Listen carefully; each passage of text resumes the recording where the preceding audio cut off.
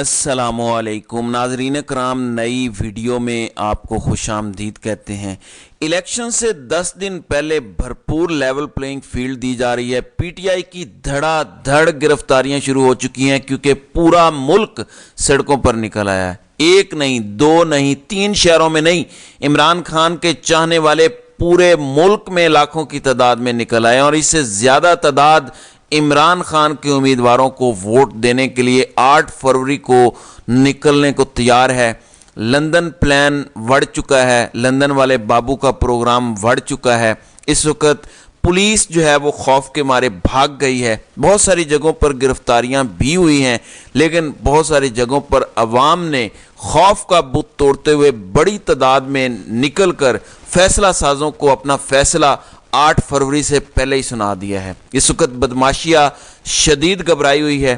کن کن رہنماؤں کو گرفتار کیا گیا ہے، کہاں کہاں پہ ریلیاں نکالی گئی ہیں، کہاں پر بہت بڑی تعداد میں لوگ باہر نکلے ہیں، اس پر ہم بعد میں بات کریں گے۔ سب سے پہلے عمران خان کو سزائے موت دینے کا جو منصوبہ تیار کیا گیا ہے، جس پر بڑی تیزی کے ساتھ کام شروع ہو چکا ہے، اڈیالہ جیل کے اندر جو واردات ڈالی گئی ہے اس پر سب سے میں پہلے بات کروں گا۔ ناظرین کرام، گزشتہ ویڈیو میں نے آپ کو بتایا تھا کہ اڈیالہ جیل کے اندر عمران خان کی جج ابو الحسنات ذوالقرنین کے ساتھ تلخ کلامی ہوئی۔ شاہ محمود قریشی نے فائل جو ہے وہ اٹھا کے منہ پہ ماری، اور جس طرح سے 2 سرکاری وکلاء عبد الرحمن اور حضرت یونس شاہ کو مقرر کیا گیا کہ یہ 2 سرکاری وکلاء عمران خان کا دفاع کریں گے اور شاہ محمود قریشی کا دفاع کریں گے، ان کے بارے میں یہ انکشاف ہوا کہ یہ تو ایف آئی اے پروسیکیوٹر رضوان عباسی کے اسسٹنٹ ہیں، یعنی جو 2 سوغاتیں لائی گئیں کہ وہ عمران خان کا مقدمہ لڑیں گی، عمران خان کا دفاع کریں گے، عمران خان اور شاہ محمود قریشی کی جانب سے گواہان پر جرا کریں گے، وہ عمران خان کے ہی مخالف جو ہر مقدمے میں عمران خان کے خلاف کھڑا ہوتا ہے، وہ اس کے جونیئر ہیں، اس کے اسسٹنٹ ہیں۔ تو اس طرح کا بھونڈا مذاق کیا جا رہا ہے، اتنا گھٹیا سکرپٹ ہے کہ ایک جانب رضوان عباسی عمران خان کے خلاف کیس لڑ رہا ہے، اور وہ دی نیوز کو بتا چکا ہے۔ انصار عباسی کی سٹوری ہے کہ رضوان عباسی نے جو ان کو انٹرویو دیا، اس میں انہوں نے کہا کہ ہم زیادہ سے زیادہ 14 سال اور سزائے موت عمران خان کو دلوانے کی کوشش کریں گے۔ اب انہی کا جونیئر، انہی کا اسسٹنٹ وہ عمران خان کا دفاع کر رہا ہے سرکاری سطح پر۔ پھر اس بارے میں یہ بھی انکشاف ہوا کہ کل انہوں نے چند منٹوں میں جو 9 گواہان پر جرا کی، سرکار کی جانب سے ان کے پاس کوئی نوٹیفیکیشن نہیں تھا کہ یہ دونوں وکلاء ہیں، یہ سرکار کی جانب سے عمران خان کے وکلاء ہیں۔ حالانکہ جونیئر وکلاء نے ان سے پوچھا بھی، عثمان ریاض گل اور خالد یوسف چودھری نے پوچھا کہ ذرا آپ ان کا نوٹیفیکیشن تو دکھا دیں، جب تک ان کا نوٹیفیکیشن نہیں آتا تب تک آپ جرا ہی نہیں کر سکتے۔ تو جج صاحب نے کبھی ایک فائل کبھی دوسری فائل کھنگالی، لیکن نوٹیفیکیشن نہیں ملا۔ لہٰذا ایک بات تو طے ہو گئی کہ یہ جو ایک بھونڈا مذاق کیا گیا ہے، یہ جو منصوبہ ایک رچایا گیا ہے عمران خان کو الیکشن سے پہلے سزائے موت سنانے کا، مایوسی پھیلانے کا، یہ ہائی کورٹ کے اندر ٹکنے نہیں جا رہا۔ پہلے 2 دفعہ سائفر کا ٹرائل بڑھ چکا ہے، کالعدم ہو چکا ہے، اب تیسری دفعہ بھی یہ ہائی کورٹ کے اندر ٹکنے نہیں جا رہا۔ کل عمران خان نے اپنے وکلاء پر واضح کر دیا تھا، کہہ دیا تھا کہ آپ کو گھبرانے کی ضرورت نہیں ہے، ہم جتنی بھی قانونی فائٹ کر لیں یہ میچ فکس ہے، ہمیں قانونی فائٹ کرنے کا عملی طور پر فائدہ نہیں ہے کیونکہ یہ ساری گیم ہی فکس ہے، اور کسی بھی طرح کچھ بھی کر کے ہمیں یہ سزا دینا چاہتے ہیں۔ پھر ایک اور انکشاف ہوا کہ عمران خان کے جو وکیل تھے، سینئر وکلاء شاہ محمود قریشی کے علی بخاری اور ان کی ٹیم، وہ سارے اڈیالہ جیل کے باہر کئی گھنٹے تک کھڑے رہے، ان کو اندر ہی نہیں آنے دیا گیا، جبکہ اندر جج صاحب فرماتے رہے کہ عمران خان کے تو وکلاء پیش ہی نہیں ہوتے، اس لیے ہم نے سرکاری وکیل سرکار کے خرچے پر مقرر کر دیے ہیں، جبکہ عمران خان کے وکلاء کو اندر ہی نہیں آنے دیا گیا۔ تو یہ بھونڈی کاروائی جج ابو الحسنات ذوالقرنین کی سربراہی میں چلتی رہی۔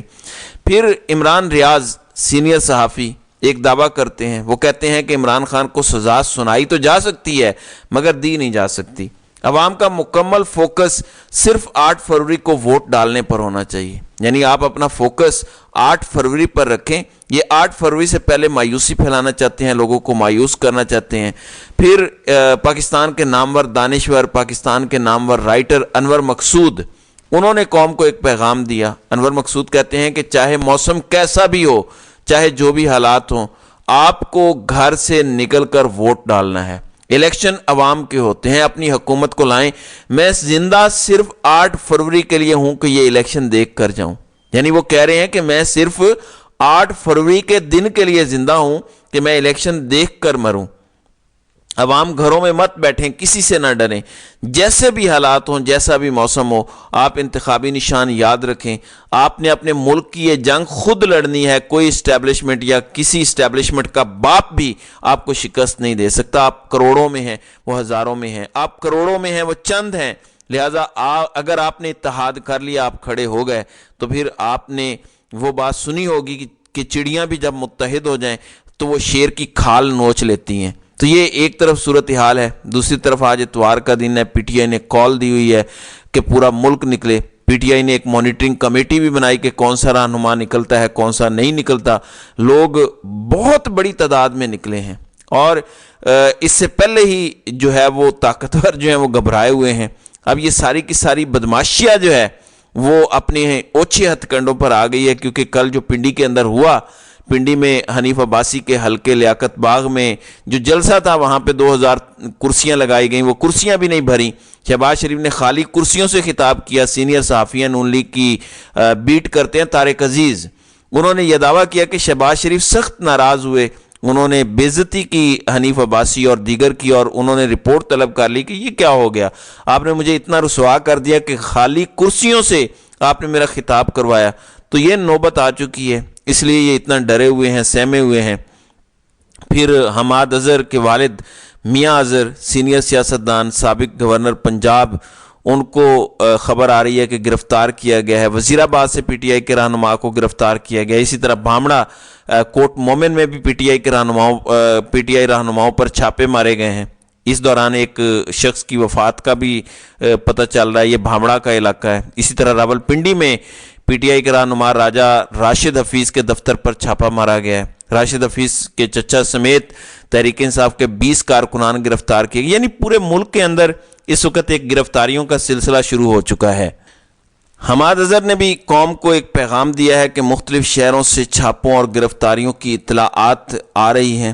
عمران خان کے حکم کے مطابق پرامن ریلیاں نکالیں، یہ ہمارا آئینی اور جمہوری حق ہے۔ رات کے اندھیرے میں فسطائیت کا ناچ پاکستان کی روشن امنگوں اور سنہرے مستقبل کو نہیں روک سکتا۔ اب اس وقت جو تازہ ترین خبریں آ رہی ہیں، جس طرح کے مناظر سوشل میڈیا پر آ رہے ہیں، جس طرح کے مناظر آپ دیکھ سکتے ہیں، یہ بڑے ہی حیران کن مناظر ہیں۔ اس وقت فیصل آباد، لاہور، کراچی، خاص طور پر میاں عباد فاروق کے حلقے سے بڑی تعداد میں لوگ نکلے ہیں۔ لاہور میں تو نون لیگ کا خاص طور پر جنازہ نکل گیا ہے۔ لیا میں بڑی تعداد میں لوگ نکلے ہیں۔ این اے 117 لاہور کے مناظر بڑے دیدنی ہیں۔ جنگ میں تحریک انصاف کے ورکر بڑی تعداد میں نکلے ہیں۔ کراچی میں مختلف جگہوں پر پی ٹی آئی ورکرز نکلے ہیں، لیکن ان کے ساتھ پولیس کی جھڑپوں کی اطلاعات بھی موصول ہو رہی ہیں۔ ڈیرہ اسماعیل خان میں ایک بڑی تعداد میں تحریک انصاف نکلی ہے۔ بہاول نگر نے تو اخیر کر دی ہے، ایک جلسے سے زیادہ خوبصورت مناظر وہاں سے موصول ہو رہے ہیں۔ پھر لاہور گڑی شاہو سے بڑی تعداد میں لوگ نکلے ہیں۔ آج تو لاہور کی عوام نے غیر قانونی طور پر نافذ دفعہ 144 کے خلاف از خود نوٹس لیا ہے، پولیس کے سامنے عوام ڈٹی ہے۔ پھر شکر گڑھ، ظفروال، نارووال کے غیور لوگ پولیس کریک ڈاؤن اور فسطائیت کے آگے ڈٹے ہیں، اور بعض جگہوں پر تو ایسی ویڈیوز بھی موصول ہو رہی ہیں جن میں پولیس کی گاڑیوں پر لوگوں نے تحریک انصاف کے سٹیکر چسپاں کیے ہوئے ہیں۔ پی پی 145 سے تحریک انصاف کے امیدوار محمد یاسر گیلانی 9 ماہ بعد عمران خان کے حکم پر الیکشن ریلی میں پہنچے۔ پھر عثمان ڈار پی ٹی آئی ریلی کی سیالکوٹ میں قیادت کر رہے ہیں۔ تو یہ اس وقت مناظر ہیں، پورا ملک اس وقت پی ٹی آئی کی آواز بن چکا ہے، اور اس وقت جو ہے وہ جو لندن والے بابو ہیں ان کا پلان جو ہے، لندن پلان، وہ ایک طرف بڑھ گیا ہے۔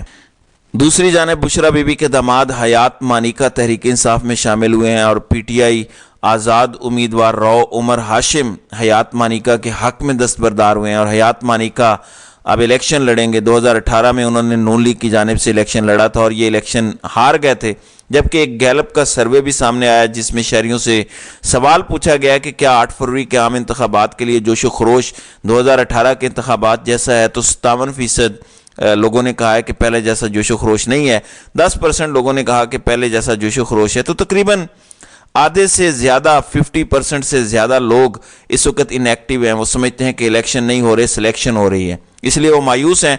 लेकिन किसी पाकिस्तानी ने मायूस नहीं होना। असल इलेक्शन तो है ही अब, पहले तो कभी कोई बन जाता था कभी कोई, असल तो इलेक्शन है ही अब।